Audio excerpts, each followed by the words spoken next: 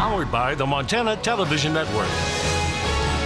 This is the Noon News from Montana's news leader. Good Wednesday afternoon, everyone. I'm Victoria Hill in for Samantha Harrelson. We begin on the East Coast, where widespread evacuations are underway in South Carolina, North Carolina, and Virginia as Hurricane Florence inches closer. Forecasters say strong winds extend 175 miles from the center. CBS's Mola Leahy has the latest. The streets of Wrightsville Beach, North Carolina are mostly deserted and boarded up. Many people here are heading to higher ground before Florence arrives. We're getting off the island at noon today. They got a long trip. Philip Payne plans to ride out the storm with family in Charlotte. We're definitely going to get out of here better safe than sorry. Florence is a powerful Category 4 hurricane with maximum sustained winds of 130 miles per hour. Forecasters expect it to make landfall late Thursday or early Friday in coastal North Carolina. Florence may stall after it makes landfall and then move very slowly south down the coast. This could mean that parts of North and South Carolina near the coast will experience hurricane-force winds and hurricane conditions for 24 hours or more. Evacuations here in Wrightsville Beach and in many other coastal towns are mandatory, but in most storms, not everyone heeds the call. Nick Metcalf is staying put. I've made all the preparations I can make. Got a generator, gas, food, water. We'll see what happens. But state and local officials in Virginia, South and North Carolina are urging people to listen and get ready for the storm of a lifetime. A storm surge higher than many homes. The National Weather Service has just said it will be unbelievably damaging. The view from outer space shows the enormous size of Florence. Forecasters say the storm could drop 15 to 25 inches of rain as it tracks inland, and even more if it stalls in one area. Mola Leahy, CBS News, Wrightsville Beach, North Carolina. And forecasters caution that widespread flooding can last for days. Now closer to home, fire crews kept the 2,000-acre Horseshoe wildfire north of Three Forks from growing overnight, but it is still 0% contained. That fire of unknown origin sparked Monday night. A public meeting is scheduled to take place tonight at 7 o'clock at the Clarkston Fire Hall. The Gallatin County Sheriff's Office says firefighters will continue to build and improve fire line, work on hot spots, and patrol around structures. Current resources include 20 ground crew members, 14 fire engines, 4 smoke jumpers, 3 dozers, and a water tender, with more resources on the way today. Working alongside the Department of Natural Resources and Conservation, Gallatin County hopes to release more information soon on structures affected by the fire. No evacuations or closures are in place.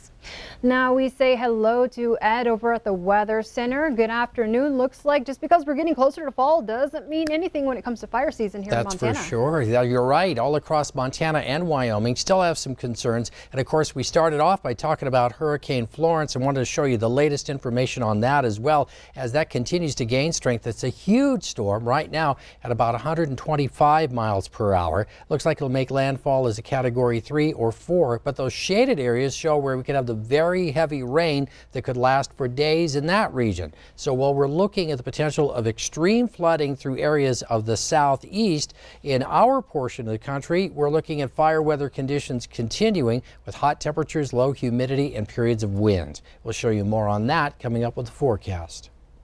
Thank you, Ed. Union leaders are calling the sudden shutdown of the Missoula Independent newspaper a direct assault on workers' rights and the free press in Montana. MTN's Augusta McDonald was at Tuesday's rally. Dozens gathered to express their outrage. Some expressed concern over the impact this will have on an informed community.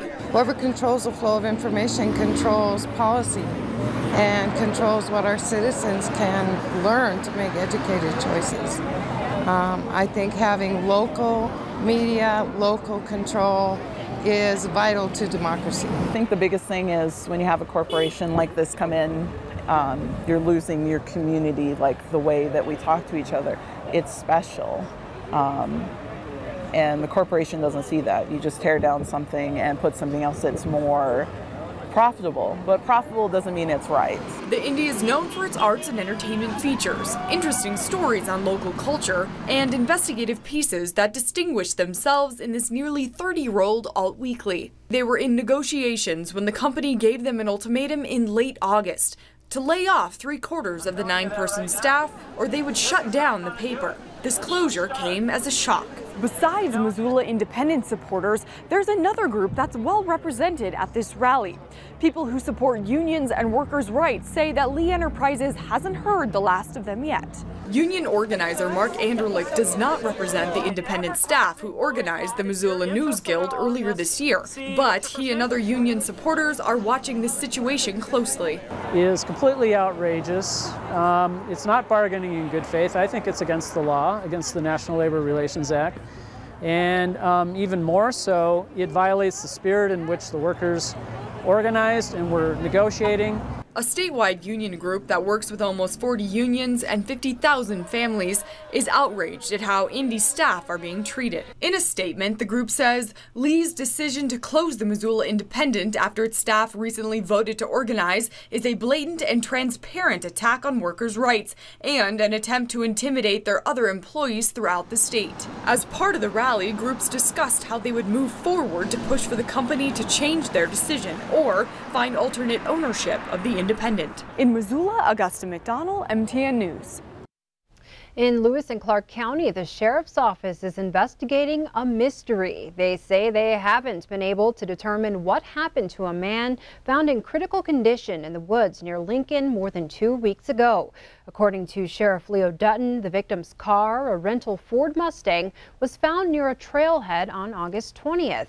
4 days later, a man walking the gulch with a metal detector heard moaning and discovered the man about 2 miles away from his car. Sheriff Dutton says the victim had electrical cord wrapped around one of his legs. He was taken to a hospital in Missoula where he's undergone multiple surgeries for internal injuries. The man is in his 40s and from Great Falls. The sheriff suspects foul play, but right now the victim isn't talking to investigators.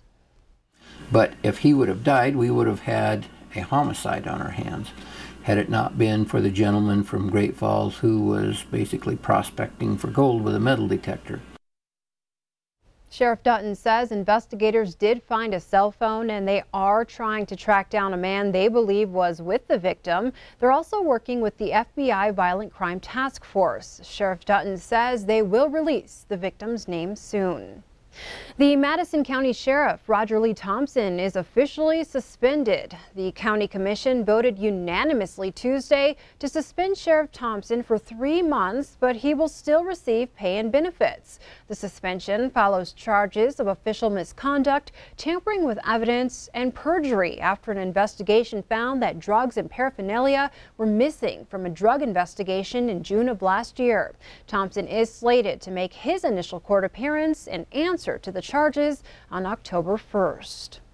Supporters of tougher drunk and drugged driving laws in Montana made their voices heard Tuesday morning at the state capitol. The rally included 3 Montana DUI task forces, Lieutenant Governor Mike Cooney, and Attorney General Tim Fox. Supporters offered recommendations on ways to reduce DUIs, including DUI checkpoints, requiring ignition interlocks, closer monitoring for first-time DUI offenders, and increasing state liquor taxes to help fund new enforcement efforts. Mothers Against Drunk Driving has repeatedly ranked Montana among the worst in the nation for efforts to reduce driving under the influence.